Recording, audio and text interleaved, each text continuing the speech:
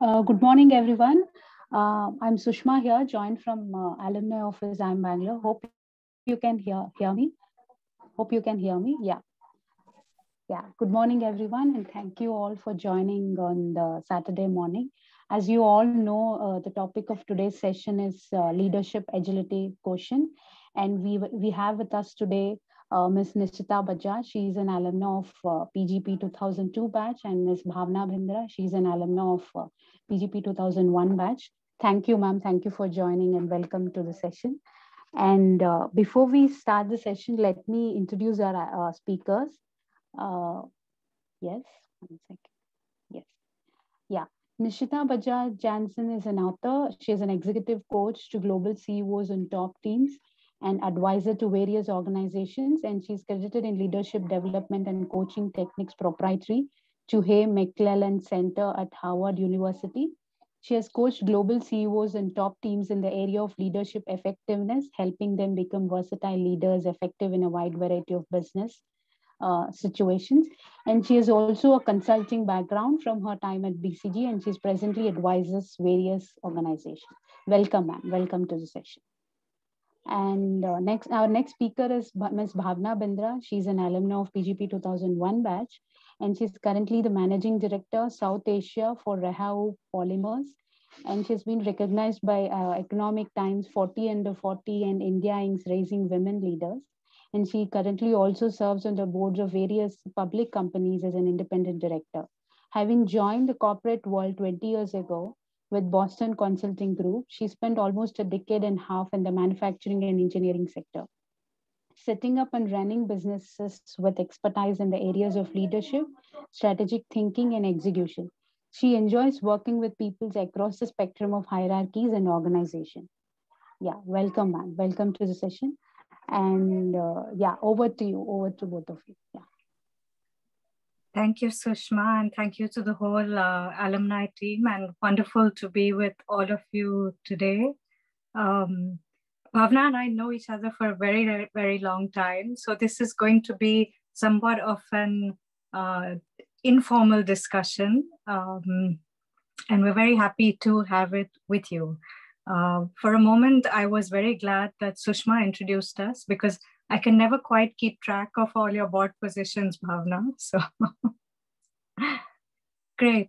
So before we dive in, I thought I'd just put on the table how we're going to run this. We're going to do it largely through stories. Yeah. Now, there are two ways really that one can listen to stories. One can either listen to them, or one can, while listening to them, reflect and apply in one's own work environment the story. No prizes for guessing which one might be more effective for you. That's the first. The second is, if some of this might be conceptual, we're hoping you'll take away a lot. If you have a pen and paper with you and you'd like to sort of note your reflections as you're doing this, feel free.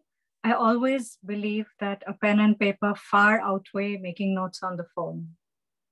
So leaving that thought with you. Yes, and I know it's Saturday morning in India, right, Bhavna? That's right, yeah. Yes.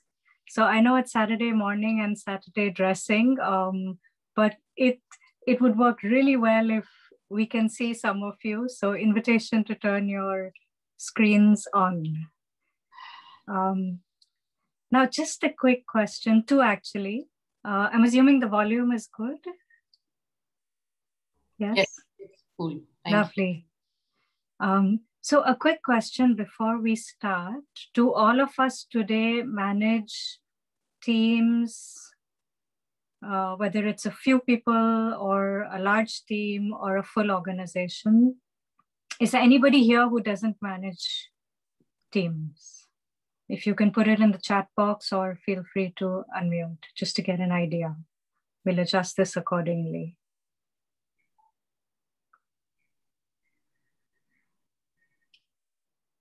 Okay, so everyone does manage teams. We had a couple of hands raised. I think it's more about timing. Some may have done it in the past. Some may be looking to do it in future. Maybe not doing it at this point. So got that. Thanks to all of you who've shared. Okay, so for those of us who don't manage teams at the moment, this conversation, while it's centered around leadership styles and leadership agility, can be equally, actually, I would say, very, very useful, even in a personal context. So if you have children at home or grandchildren at home or in any interactions with people, the same principles apply. So leaving that thought with you, and you can think of that context as we run through today. Just one more point to add to what Nisheeta said from a process perspective. The conversation will have Nisheeta and me for the first half, and then we'll open it up for more interaction a bit later. So with the pen and paper that Nisheeta recommended, do put in your reflections also, because it's not just about question answers, but would love to hear and add to our learning based on your reflections and experiences. Thank you.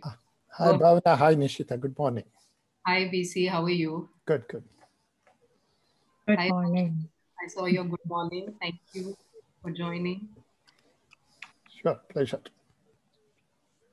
Great. So shall we begin? Yes, let's start, Nisheeta. Let's begin with the story. And this one is a story with pictures. Lovely. So you see the page here with two pictures of Jonathan and James. These are CEOs that I had coached. And let's take a quick look at each of them.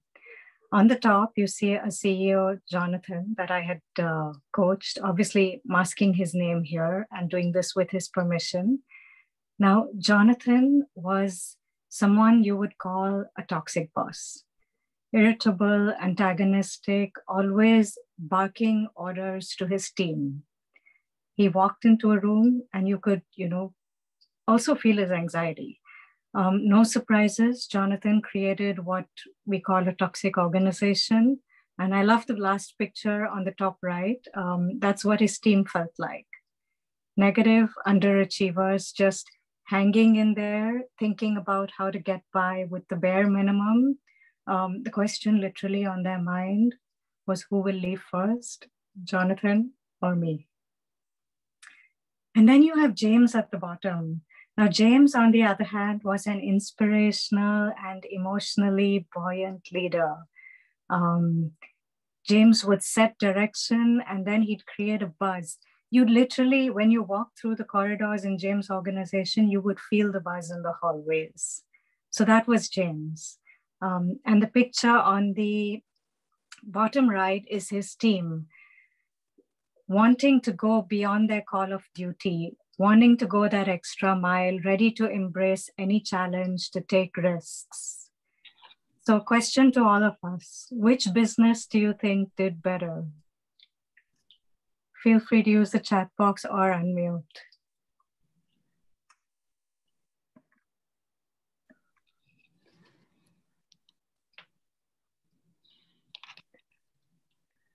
James, of course. The answer is obvious, right?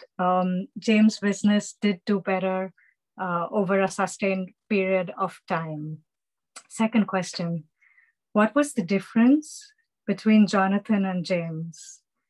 The answer is 2 words.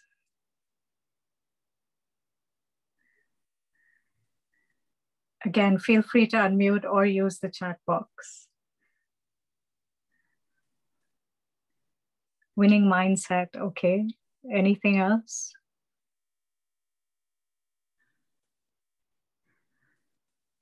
Jonathan, insecure, authoritative, yes.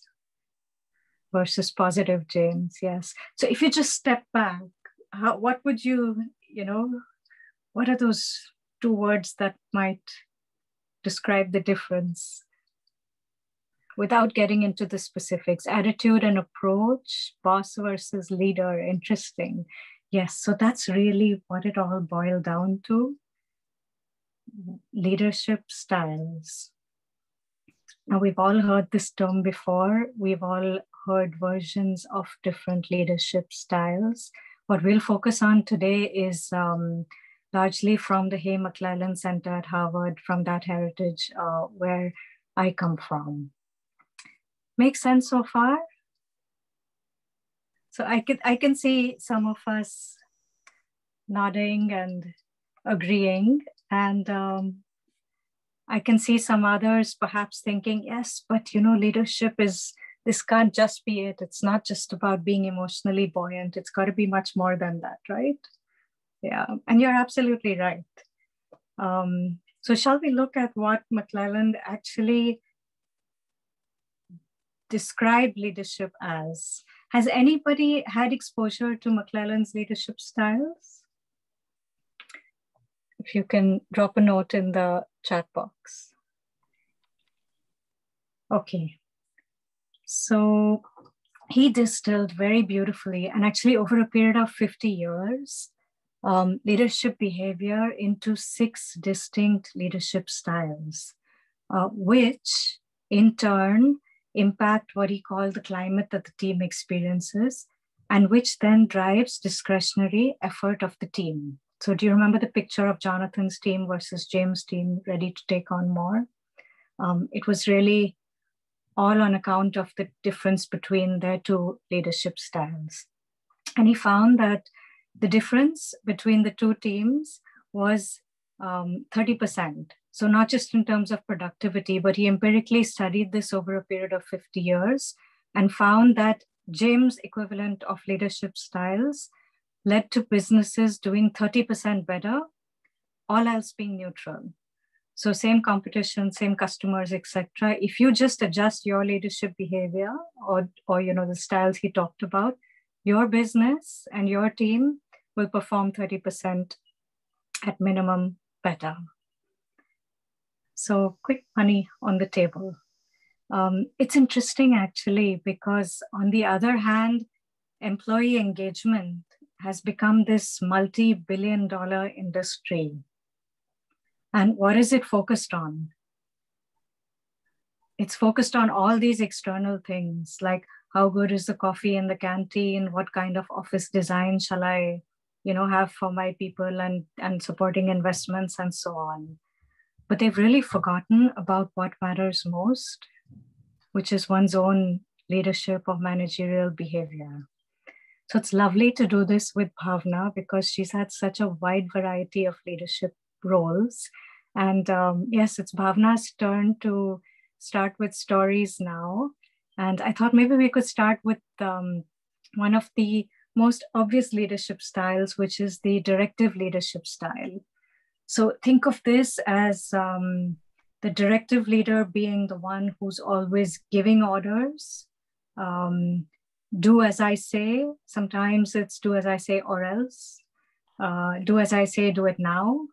That's the directive leader. What do you think, Bhavana? Yes, absolutely. And I think, so thanks, Nisheeta, for very well laying out, the thoughts around leadership versus managing people. And I think for me, any of these styles of leadership get used in a leader's tenure when leading a team.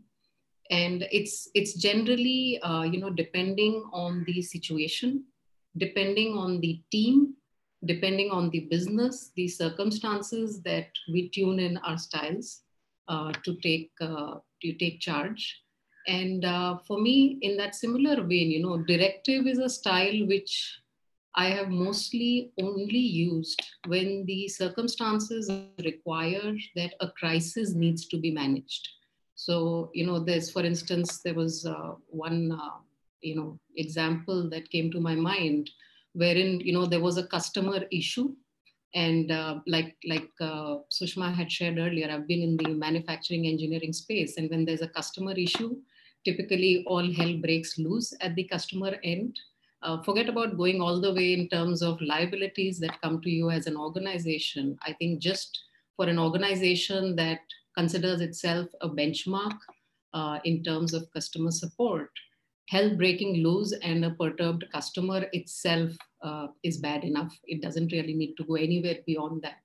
So when that happened, it kind of, the the escalation goes all through the system very rapidly. And that is a point in time when you do not really want to, just leave it to somebody down the line to manage, because it's almost a situation of all hands on the deck.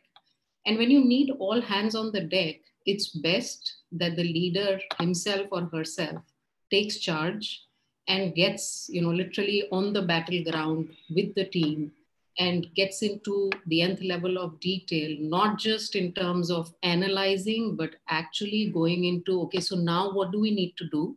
Where do we go from here? And literally, in fact, in this particular instance that's coming to my mind, we were on a minute by minute, okay, now we do this, now we do that, now we do this. Of course, you have the team that provides the inputs, understands some of the ground realities to begin with better. But by the time you've gotten into the situation, you are as adept with the ground realities as anybody else, because that's the only way you can then direct the team on what we need to do now. Because two things have happened. One, there's a very high stakeholder anxiety that's involved. Two, that leads to the team also being very anxious. And, sometimes just as humans, we've all experienced, right? When you're really anxious, nothing, makes sense. You have no idea where you need to go from here. The second piece that's also important is you need to get the entire organization's might involved to take care of the situation. And so Bhavana, can I ask you a question at this stage? Yeah.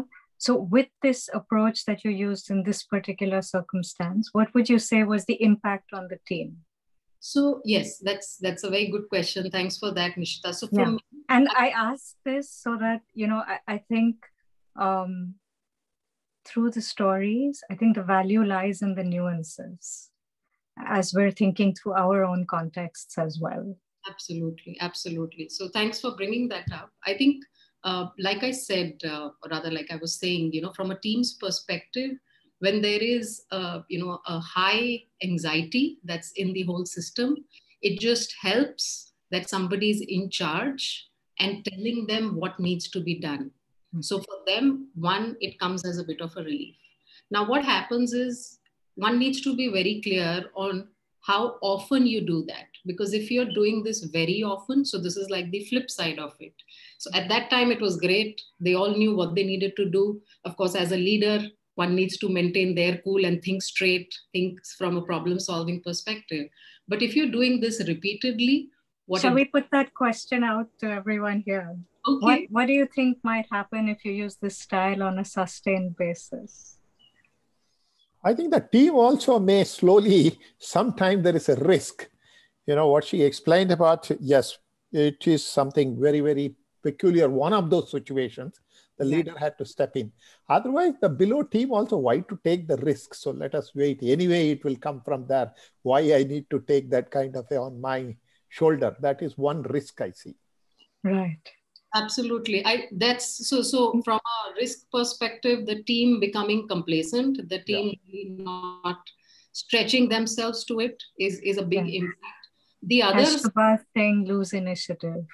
Right. It's really the difference between the picture of Jonathan's team and James' team.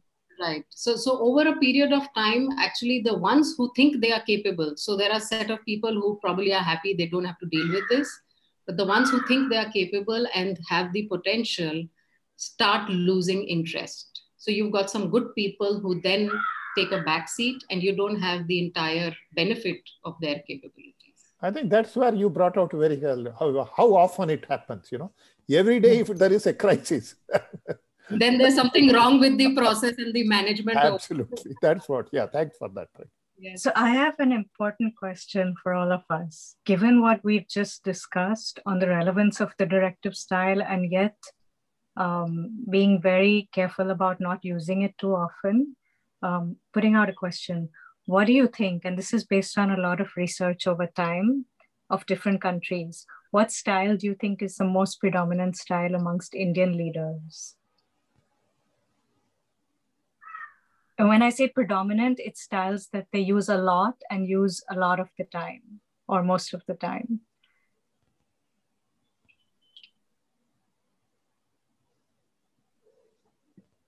I think Jonathan's style, many of the time. It is, yes. It's actually the directive style. Yeah.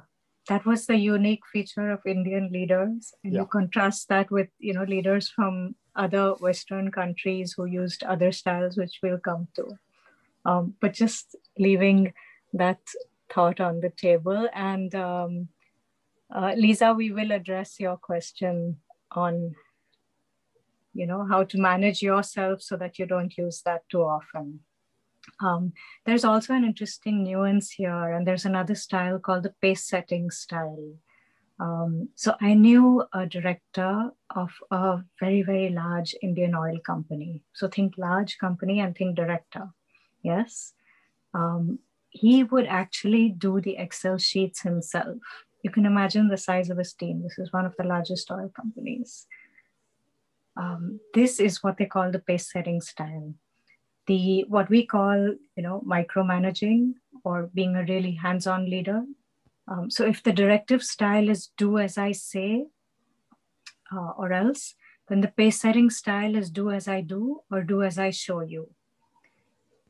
So in the example you shared, Bhavana, I think it was largely directive, and then there might have been an element of pace setting at some point also, right? Absolutely. I think it's a really good example of, how styles start overlapping in a situation. Right.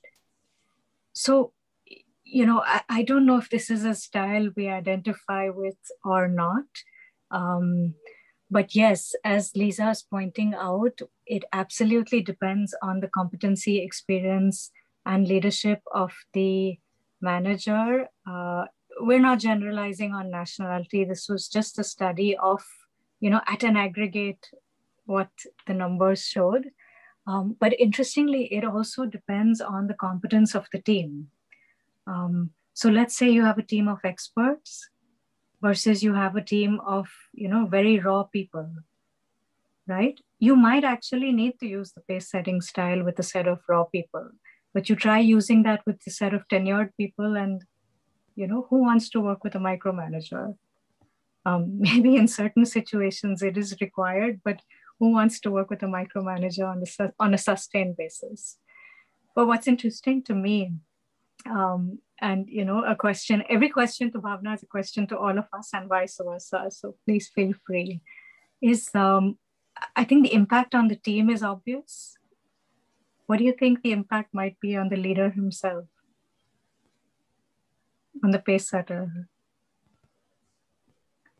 I think over a period of time, a pace setter would become really overwhelmed and realize, they're probably dealing with everything on their own, with everybody else waiting for their orders, and they're marching ahead and following them. So it's kind of overwhelming over a period of time. Yeah, that's so true, because in the example that I shared about the director, wonderful human being. And every time I walked into his office, he'd offer me a cup of tea and we'd have a chat.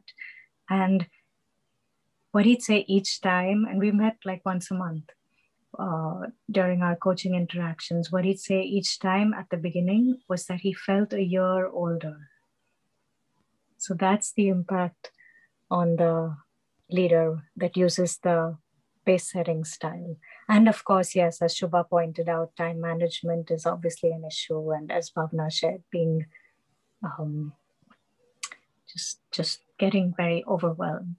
Now, contrast that, on the other hand, with the other very popular style, what McClellan called the visionary style, as the name suggests, setting vision. Bhavana, your thoughts or stories rather?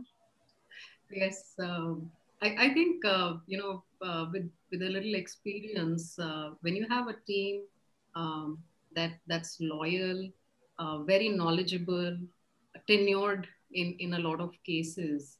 And there was this example where the business with such a team was not exactly doing, great shakes, despite everybody knowing everything. And maybe that was the reason, because everybody seemed to know everything. It was still at what we'd call in economics, the Hindu rate of growth.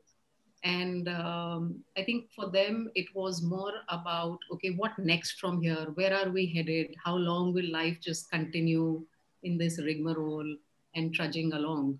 So for me, at that with that kind of a team, it was important to kind of create, and literally, coming from the word visionary, but create a vision about where we want to get to, and to kind of put, some thoughts on what could be possibilities from a path perspective. So more about, enabling them to imagine possibilities, removing roadblocks or imagined roadblocks, because in a lot of cases, roadblocks are more imaginary. People have not tried, maybe they tried in the past and they've kind of forgotten why it didn't work, or even if they remember, they're still sitting with those preconceived or earlier notions. So it is more about, one, creating that buzz in their minds, the possibilities being generated, and also for them to, feel supported and backed up in terms of, hey, you are, with all the investments, all the resources you need, think about the ideas that can take you there. Let's make this absolutely trouble free. So it's almost like, that old adage, if you can dream it, you can achieve it. So almost like creating that dream and that vision about, this is where we want to get. And yeah, honestly, it worked, at least from the measures that I had put for myself. I'm going to switch tracks from talking about leadership to talking about children. For those of us who don't manage teams at the moment, take the directive style. So it'll be lunch in a few hours, right? Try telling your children or grandchildren, go and set the table now, and see what their response is. Now, you may say it firmly, it may work. It may work once, it may work twice. Try saying it every day and see what happens. Yeah. And then tomorrow, picking up on Bhavana's last example, a nice experiment would be to tell your children or grandchildren, let's make a restaurant. Yeah. Same dinner table, same objective. You want them to set that table. You set it in very different ways. So a little experiment for you to do at home and see what works. But remember, on a sustained basis. And no guarantee what happens with the cutlery thereafter. But yeah, it's about backing it up and providing the resources unlimitedly. But we'd love to hear back from you on that example, what actually happened. So that is the visionary style. And then what tends to go hand in hand very often is the democratic style. So when I think democratic, I picture this big meeting room with a set of, your team in it. And really picture the leader who's asking the team what to do, who's soliciting input, joint decision making. Obviously gets you great buy-in. Yes. Any thoughts? Yes, I think that's a very apt style, especially in cases where, sometimes there are startups involved, and I'm talking from an experience that I had. A very young team, in fact, almost kind of built up their team, hiring from colleges and, very early experience colleague, very dynamic, energetic, we're not sure what all we want to get done or how we want to get done. But yes, there's enough energy and there is some level of expertise. To me, when we were thinking about what systems, processes we need to set up, there's limited experience, but then there's also a very new space we were attempting it in. So in that context, getting these team members together with some experience also added into it really helped us build up what we were trying to envision for the future. And the best part is when people contribute to it, they also feel responsible in running it and making it happen. So that was an added advantage because we were talking doing this in a startup context. So I think that the whole democratic style kind of fitted in very well in those circumstances for me. Absolutely. And I think the operative word is circumstances, because as Shubha pointed out just now, if time is of essence, that's not a style you can use at that point in time. Right. Right? The other piece also is that the team should also have the willingness, because this needs, I mean, one is if time is not the essence, but then here we were talking in a startup context, funding was obviously not free flowing through and through. So for us, it was like, we need to put in the effort to push this through. So that just meant in some cases, it was just longer hours, more energy, because you wanted people to own what they were proposing to do. Yeah. Which takes us then to the sixth style, which is the coaching style. Now, the name makes it very obvious. And what's interesting is in the recent years, there have been many studies from Harvard and beyond that all talk about how more than pay, what is important to people these days is purpose and personal development. And the coaching style, again, no prizes for guessing, obviously goes a long way there.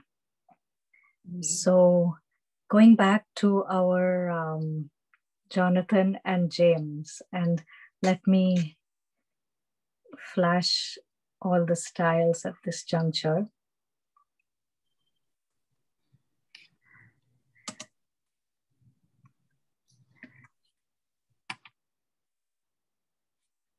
Which one would you say Jonathan was? And which one would you say James was?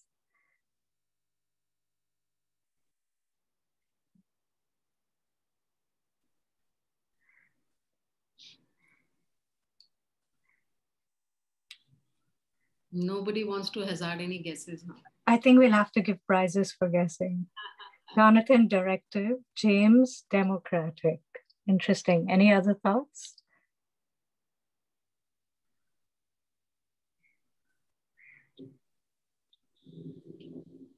Jonathan, indeed, Directive. I mean, that was obvious, right? He was barking orders, and it happened to be overlaid with anxiety. James was indeed Democratic, but also visionary. And I think that was his predominant style. So if you recollect, he set direction and then created this buzz in the hallways. That was all heavy use of the visionary style at that point in time. So that was Jonathan and James. And you can, as we're speaking, think about what you use most often from amongst these six styles. The other interesting thing is if you look at the styles on the left, directive and pace setting, versus look at the styles on the right, is there anything that jumps out at you?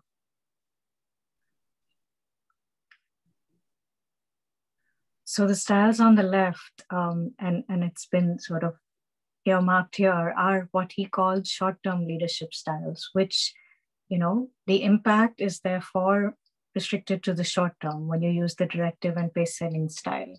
And the visionary, coaching, democratic are long-term leadership styles.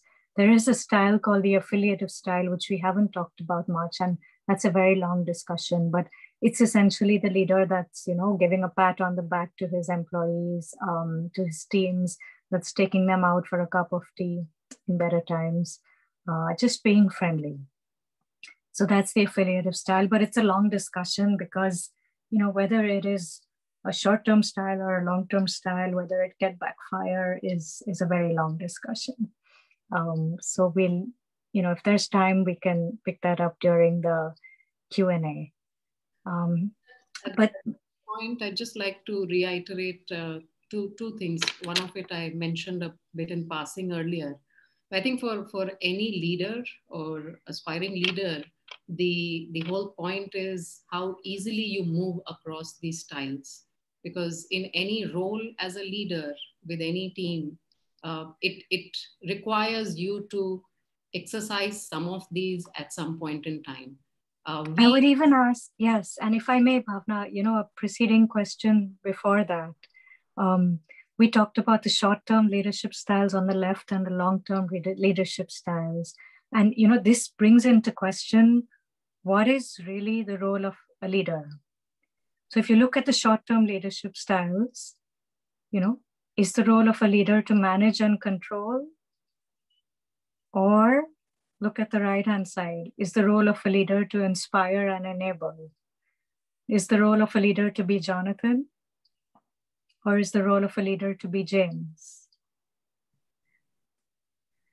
Now you might think James, but yes, Lisa, it's a mix, as you were saying, Bhavana. Yes, it kind of depends. I think that's the best answer. It depends, where we are. And in fact, the examples I gave could all be in the same team, could all be with the same business, because you end up exercising. I think the difference, and maybe Nisheeta, you'll touch upon this in a bit, but some of us may be more comfortable with one versus the other. Also, another reflection is about, don't you think that this also depends upon the culture of the organization, the place, setting the tone at the top. So there is something to do with the culture also, right? I would agree, BC, but I think over a period of time, the leadership sets the culture. So yes, you may inherit something, but after some time, unless you become what you've inherited, it will be about what you as a leader make happen over there. Yes. Because I don't want to name in Pune. I used to visit a customer. The executive director at 8:30 in the morning, he will call, all sort of slang names and shout. So probably the people who are working there for long, they think that is the way, to get recognized and get the work done. That's what reflection I had. That's such a pertinent point. And one thought I will put on the table for all of us is, again, what is the role of a leader?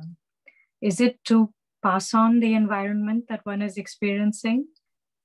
Or is it to shield the team? Now, yes, it needs to be within context of the broader organizational culture, but then you have your choices as well. Are you, is it status quo, or are you even perhaps eroding value? Or are you choosing to add value to your team? And we talked about the visionary style. This is not about setting the vision for an organization. These are small things that you do every day using that approach, right? Let's make a restaurant versus go and set the table for dinner. Do it now, right? You're not setting a vision for your child. It's just giving an instruction in a different way. And the other classic example that comes to my mind, since you raised an example, is the sales director. So I knew a sales director who I coached, and let's call him Arthur. So Arthur was somebody who would actually send emails in the middle of the night, 2 a.m., not at 8:30 in the morning, as you said. Yeah. So 2 a.m. emails, all marked on high priority to his team. You can imagine what his team feels like when they wake up first thing in the morning.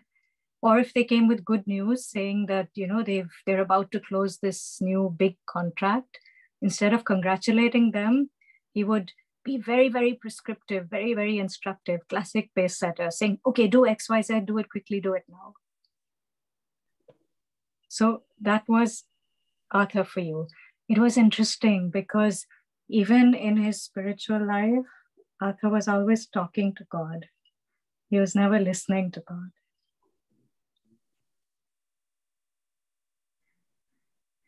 Arthur, by the way, changed over a fairly short period of time when he stopped using that style and started using the more long-term styles. The whole team and what McClellan called the climate changed very, very fundamentally. So these are the 6 styles. Now, we may have heard versions of all these styles before, but again, the value really lies in the nuances and in pausing to think about which ones am I using most often and in what context, with which person, with which situation. And that is really where the value lies, because you take, for example, that research piece we talked about, right? Where they aggregated data of leaders of different countries. I mean, this is not rocket science. We all know that if you use the directive style over a period of time, it will blow up, right? You will have the rebellion effect. You will, not get the best out of people. They're different scenarios. And yet, there are many leaders who it just so happened that in India, most leaders tend to resort to using the directive style most often. So knowing is one thing, but just making that time and space to reflect and then decide what you would like to, how you'd like to change the mix for yourself can be extremely, extremely valuable.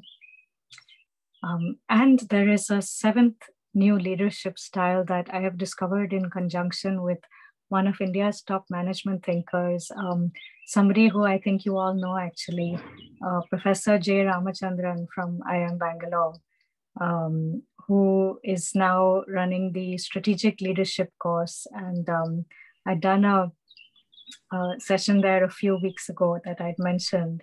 But this is an area of research that we have undertaken. And the first work of research in the program is a case on art of living. The idea was to study exceptional organizations.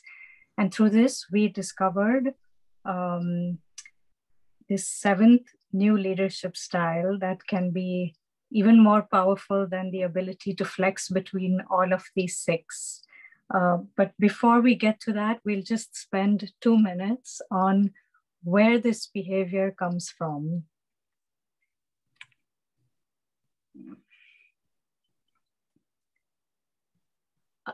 Is anybody familiar with the 3 motives?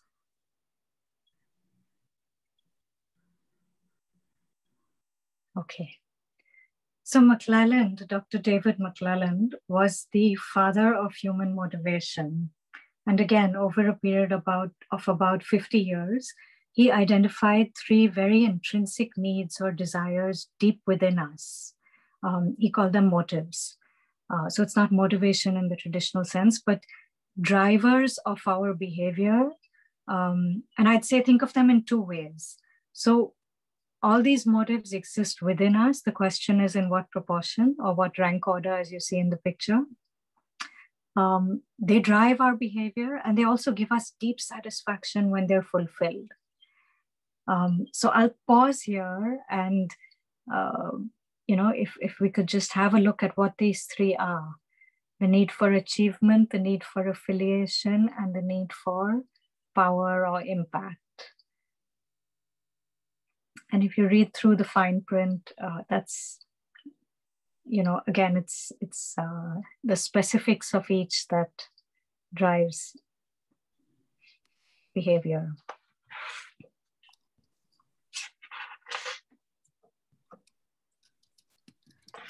So, question.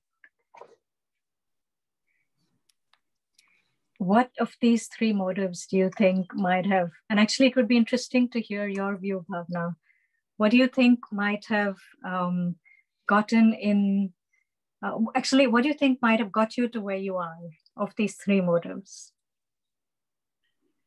Lots of things. I think there's a whole ecosystem in the mind, in the values, in the upbringing, and in your environment. And if you boil it down to these 3 motives, the need for achievement, the need for affiliation, and the need for power, because everybody from the time they're 7 has these hardwired in their neural pathways. Now we've all been to IIM Bangalore, or, we're all established in our professions and in different capacities. Yes, so which is what I was getting to. So I think the way we tune in. So for instance, in my case, the whole need, from an achievement standpoint, you have your own benchmarks.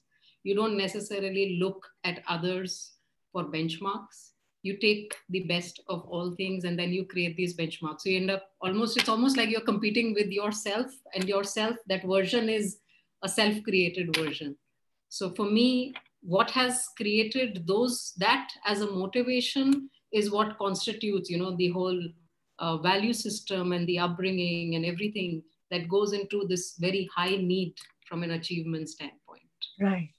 And this need for achievement is, especially, again, look at it in the context of children. When they learn to start walking, what do you do when they walk a few steps? You're excited, you clap. They walk a few more steps, you clap even harder, right? So that's the need for achievement that you're instilling in them. And it's great because that's what has got us all to wherever we are in our professional lives. Yeah. Now, the interesting thing is, what do you think might come in the way of these three motives? As you grow in your professional life, as you manage larger teams, as you take on leadership roles? I think in my mind, that need for power, which is, I think, the third one, right? That can start, almost negatively impacting beyond a point in time. Interesting. So the way he defined power was actually, he split it into two. And there is personalized power, which, yes, if it's about your agenda over the organization's, then it certainly comes in the way of both your success and, the organization over a period of time. But the way he defined it was socialized power. So you remember we spoke about managing and controlling versus inspiring and enabling. Your ability to inspire and enable comes from your need for, so actually power is a bit of a misnomer. Think of impact, wanting to create impact through others.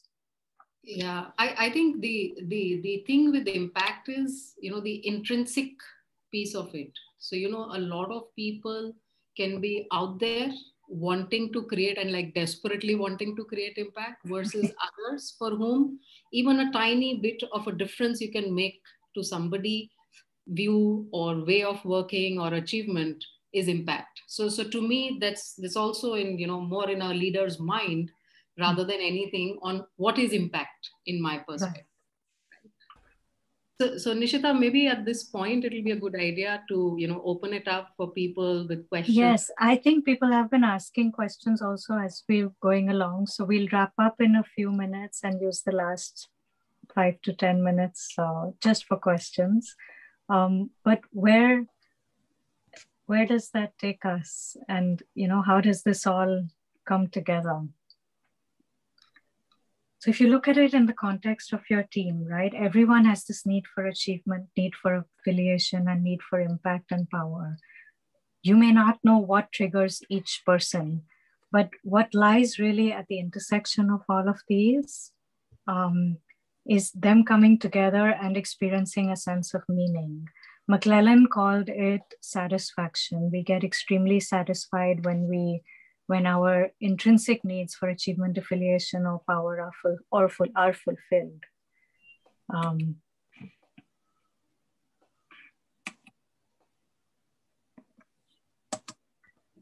Which brings us to the 7th leadership style, what we call making meaning. And, at this stage, I'd invite all of us to just step back and, particularly at a time like this, just think about not just ourselves, but our teams. And, let's take a Monday morning. How does your team feel on a Monday morning? Is there a spring in their step? And when it turns to Friday, are they saying, thank God it's Friday? Or are they really, willing to put in that extra time and sacrifice weekends for? Apple actually calls it that. This is the kind of work that we'd be willing to sacrifice weekends for. So which one is it and what is the difference? And, as they plow through the week and finally hit Friday, what is the thought on top of their minds? Is it, what have I done this entire week? What is the meaning of all of this? Or even, as an extension, when they hit 40, are they suddenly sitting up and saying, what is the meaning of everything I've done so far? What is the meaning of life? But this is not a philosophical discussion, and that's not what we're addressing here. What we're actually referring to is meaning of life aside. Can you really give them meaning in life, meaning in their work? And again, if you step back, what do you think might be the difference in their experience of work if they actually had that sense of meaning? So, you know, I like to think of it, and this is again as a part of the research work that we are doing, but I like to think of it in two buckets. There is work that is inspired by leadership, and that is the whole first piece we talked about, your ability to be effective as a leader, to use those styles, to flex between them depending on the person's situation. And if you do that, they will put in extra effort. They will go that extra mile. It's that 30% discretionary effort that McClelland and team talked about. And on the other hand, that's if they're inspired by leadership, and that's required. And on the other hand, if they're inspired by meaning, then the work itself becomes effortless. So this whole discretionary effort term is no longer relevant. You know, when we studied exceptional organizations, there was so much to learn from social organizations in this space, where you have people who are turbocharged, who are hardly paid, but not just willing to go beyond their call of duty, but work absolutely effortlessly. So that was the 7th leadership style. We're just going to flash a few questions that we had put together. So you can choose to think through them, or we can open up, and we'll open it up for discussion as well. Feel free to ask questions. And these are the questions for, you know, this is good food for thought for those of us who need to leave. Who would I rather be, James or Jonathan? Am I falling into any of the traps that we spoke about? Do I tend to use the short-term styles more frequently or the long-term styles? Have I, or how can I start to think about how to deploy the 7th leadership style? And one thing I would like to develop.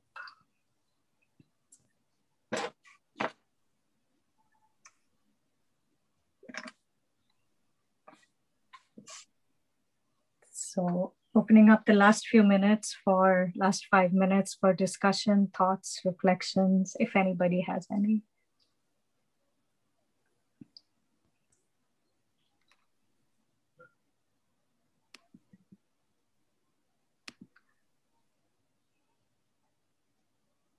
What bottlenecks, barriers do you envisage in developing better leaders? And what role do you expect to play in overcoming those barriers?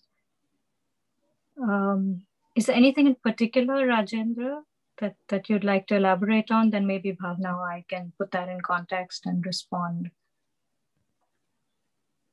Feel free to unmute. Nothing particular.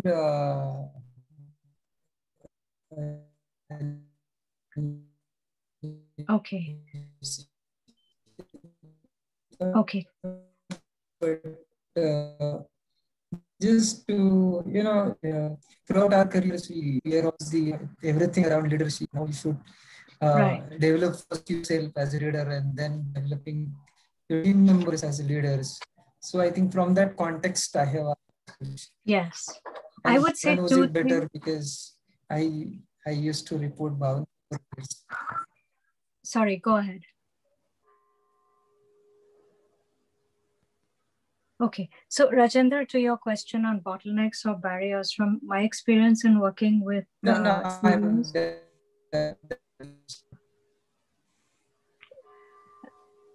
I think the line is choppy. We're not able to hear you too well, but let me pick that up. From my experience in working as a coach with CEOs and top teams, I found two things so let's address these differently. I think in terms of barriers, there are what I have seen over the years and distilled into what I call 4 blocks to change.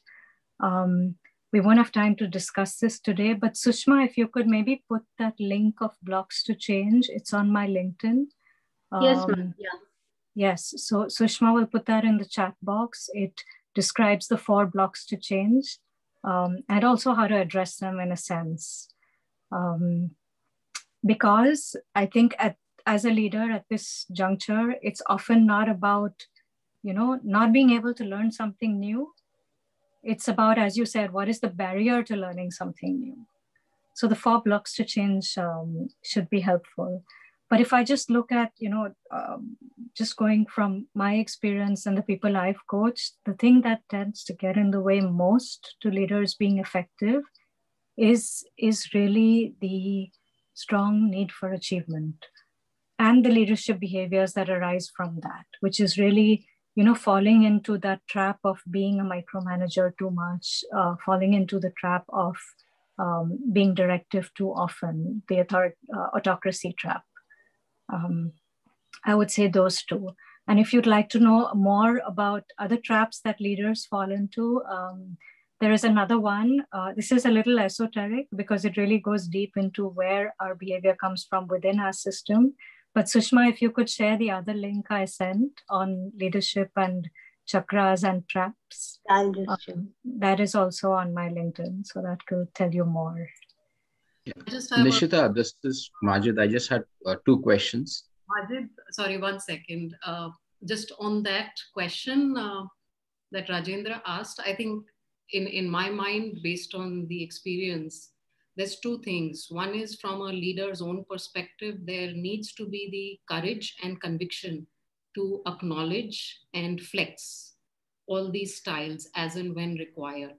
There's also another side of it, which is depending on the organization. So one is a bit intrinsic to the leader. The second is an organization's readiness in accepting, and this is something even BC mentioned a few minutes back, there is something that you inherit in some cases, and then there is something which you can make of it. And as you make of it, there's also an organization's DNA which kind of enables or disables the speed with which you can make a difference. So in my mind, Rajendra, to your question, there's these 2 sides that can make a difference from a leadership perspective. All right, Majid, sorry, go ahead. Yeah. So my question, thanks, Bhavana. The question was, do you have a perspective in terms of what these 6 different leadership styles do from a long-term perspective to an organization in terms of, the culture, the business you are into, what happens to the organization? Some idea about that. And the second one was, how does it all tie up to our topic for today, which is agility, the leadership agility quotient? How do you kind of decipher that? So those are the 2 questions which I had. Okay. So if I can take your second question first, Majid. Sure. In the context of what we discussed today, your leadership agility quotient is really your ability to be aware of those 6 leadership behaviors or styles, and then fine-tuning, once you're aware of what you're using when, fine-tuning your ability to use all of them, to easily switch between them, to just flex between them. Okay. Yeah? Yeah, that sounds good, yeah. Majid, can you repeat your first question? My first question was, what is the impact of these styles from an organization perspective in the long term? What happens to an organization who's having a leader who is like, a pace setter or somebody who's an affiliative? So what happens from a long-term standpoint? Where does the organization go? So that was the question. I think we talked a couple of examples, like, on the directive, when I shared that example where the leader takes on charge for managing under a crisis situation. And if you recollect, BC was also saying, you can't keep doing it too often, otherwise the organization becomes more complacent. Or let's say an organization sometimes needs you to be in a directive mode, but you'd rather be only in a long-term mode, in which case the organization's fumbling and trying to figure out for themselves. So yes, there's positives and negatives from a sustained basis on using a particular style. And like Nisheeta said earlier, the whole agility quotient is about how easily you'll flex between the 2 styles so that there isn't a certain, rhythm that already sets in, because that then becomes the issue for organizations. True. I think another important point here is about, the culture of receiving feedback and, giving feedback. Because otherwise, how does the lower leaders know what style I'm doing now and what is the improvement? Especially the being at the top is lonely. And when we say that, I don't know, these are some of the things, my reflection. Yes, no, absolutely. And which is why a lot of organizations invest in, or leaders themselves in personal capacity, invest in taking feedback from their teams around these things. So there are tools in the market that allow you to assess, which styles you use more often. Hey Group, now Corn Ferry does that extensively. Or people, have executive coaches that thought partner with them, and minus the tools, just through a more reflection-based approach, which can be very effective as well. And feedback is certainly a part of that process. So sitting with your teams and asking them, what do you see me use most often? Thank you. Or doing it anonymously. And just going back to leadership agility quotient, there is also a mathematical conceptual formula, which you'll find on one of those same 3 LinkedIn links. So the same one that talks about agility and falling into the traps has a formula on leadership agility quotient. We didn't touch upon it today because that's a much longer discussion. But happy to connect offline once you've had a look. Also at the level of an organization culture, and impact on the organization, that is indeed, Bhavana shared a few things, and you also see it. There are organizations where people burn out very quickly, where they're in their 30s and they say, I'm done, or I want to slow down after I'm 40. Now, there is no reason this should be happening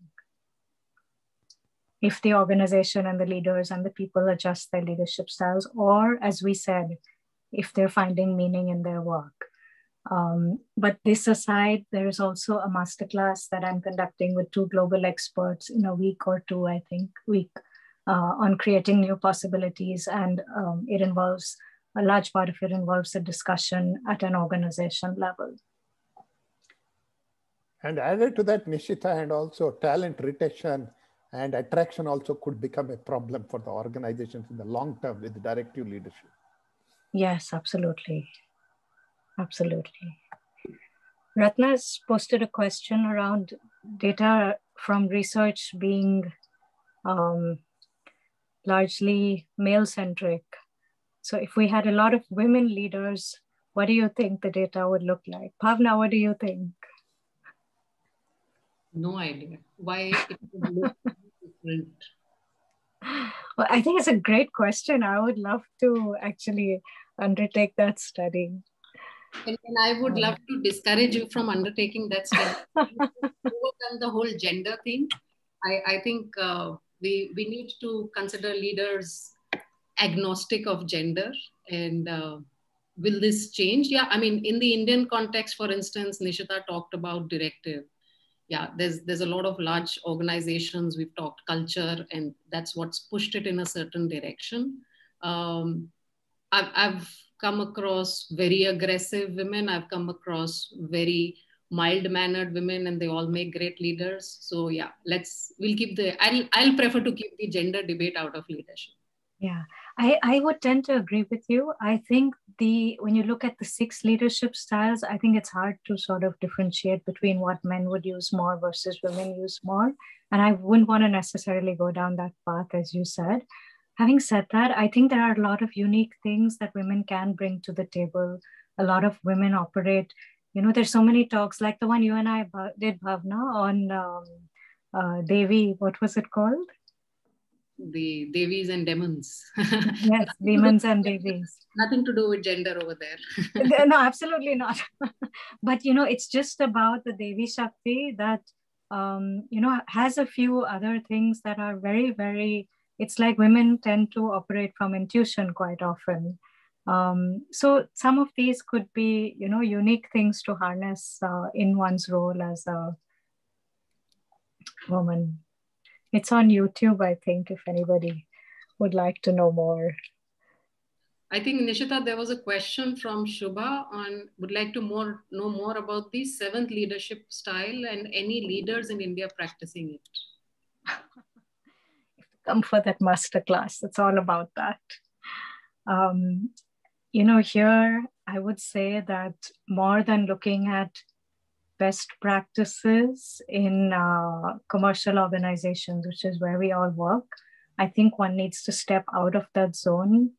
And there's so much to learn from social organizations here, which really, really have developed this ability to inspire people, to give them a sense of meaning. And they all do it in different ways. In some, it's a culture. It's a mindset in some of them. In some, it's the leader. But yeah, there's a lot to learn from there. The piece that we have written, Professor Ramchandran and I, is on one of the exceptional organizations, Art of Living. It's available at the Harvard store online. So the whole story of how they use that to actually, to drive breakthrough growth on a sustained basis, you will find there. So there's one last question here. I'm just reading it out. What changes do you think are required from a cultural standpoint to bring in more women in leadership?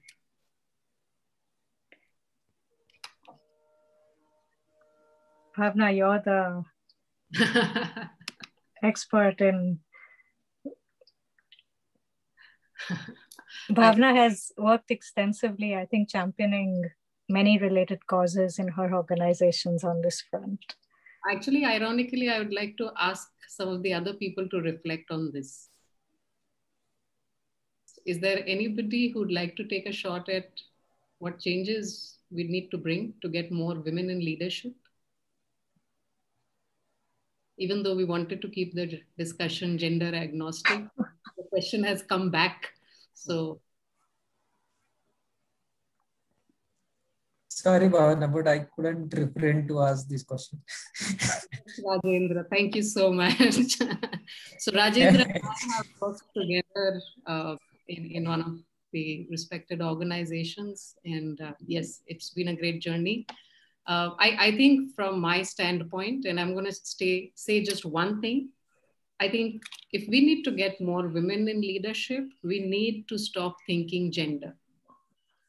All the discussion around for instance, the glass ceiling is a function of being very aware of gender. And the day we stop thinking gender from a corporate, forget about even leadership perspective, that day we'll just start seeing more of an agnostic appearance over there.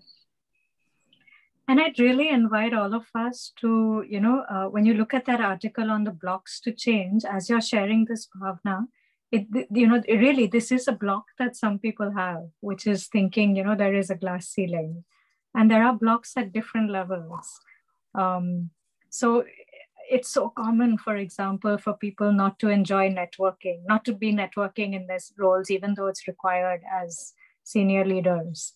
I've even known CEOs who are completely internally focused and refuse to, do anything outside the organization. But what's interesting is what level the block comes from. And for everyone, it's different. So for some some believe it's not required for their role. Some think this is not me. Some think, look, I just don't get a kick out of it. So why should I be doing this? So the article describes, each of those 4 levels. And this discussion could be put in context of that. And once you've identified the level, then it's easy to unblock it. Great. So it's been a pleasure, and many, many thanks to the Alumni Association and to IIM Bangalore as a whole for inviting us to be with you all today. I think every conversation I find most enriching, I think we all learn from each other as well. So thank you very much, and happy to be in touch. I think we're both on LinkedIn, so happy to be in touch on any form, and wish you all the very, very best. Thank you very much. I am not, making just for the sake of it. In one of my job, Bhavana, you asked about what is required. It was 10 years ago. I was heading the plant. We wanted more women because it was a Swedish organization. That kind of a directive came. We never thought about, it was very simple. We brought 1 or 2 women into the job. Have you ever thought that in this company in 18 acres, there has to be a restroom for women, not only one where they have to walk 15 minutes where all others would be watching, as simple as that. We have not created an infrastructure for quite some time. Okay, that's what I said. Yeah, there has to be a mindset. Yes. Thank you. Very interesting. Thank you so much. Good to have connected with everybody and look forward to staying connected. Bye-bye. Thank you. Wish us all the very best. Goodbye. Yeah. Thank you, ma'am. Thank you for taking your Thanks time. Yeah. Bye. Thank you, Sushma. Thank you. Goodbye, everyone.